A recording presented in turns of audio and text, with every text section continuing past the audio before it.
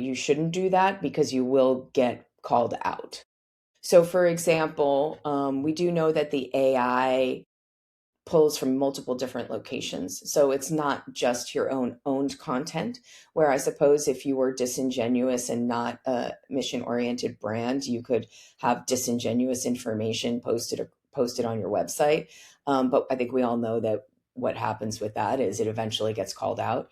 But the AI doesn't only rely on your own content, it also relies on earned media, which is highly elevated in an authoritative as an authoritative source in AI search results and citations.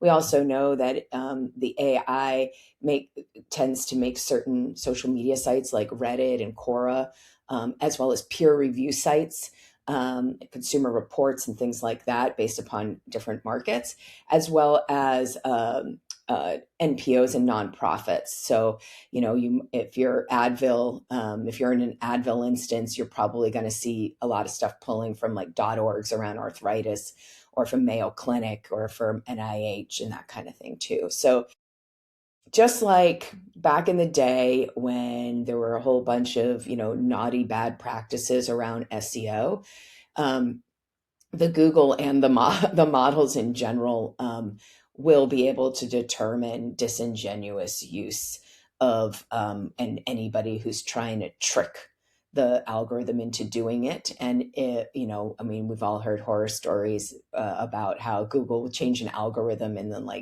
you know websites will just drop off until they rectify what it is they're doing. So I think that there is kind of built in validation in the way that the AI reads and summarizes information, and how it utilizes credible sources in order to determine and confirm the information that it's getting from your own website. The one thing that is just, it's sort of like when you were talking about this, it just comes to mind is I've been doing this, talking to various people for many years now, Yeah. as you have, and there's something out there called, there are people selling, let's say, 5-star reviews on, I'll get you 5-star reviews for your small business on Google. Are we going to get into a point where that could be the case for AI in this case? Can that be replicated in AI?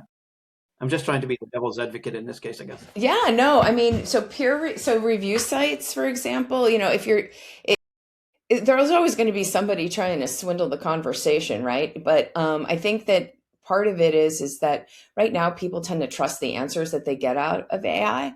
But as consumers evolve and they become more educated about kind of what they're getting, they're going to trust but verify, right? And we all have to do that in all of our experiences. And then maybe it'll be verify and then trust, right? Like I think that with a lot of Google search results, people got to a point where they're like, okay, well, you know, why is why is this coffee shop coming up first, and it's like a sponsored post, it's a sponsored it's like an ad, but and so but you're not seeing the one that's around the corner from you that is there. And so people tended to distrust and know that what the information they were getting was not necessarily indicative of reality or their own desires. So we all have to, you have to go through your life and with a certain degree of not cynicism but doubt, right? You don't take everything at face value. AI search results are the same, right? So you go on and somebody's, how many times have you had a friend of yours tell you, oh, I asked chat about this back pain that I have, or like, what's wrong with my gut? And you're like, okay, well, okay, chat GPT told you that, but you should verify it. Click around and do your own research. That's right.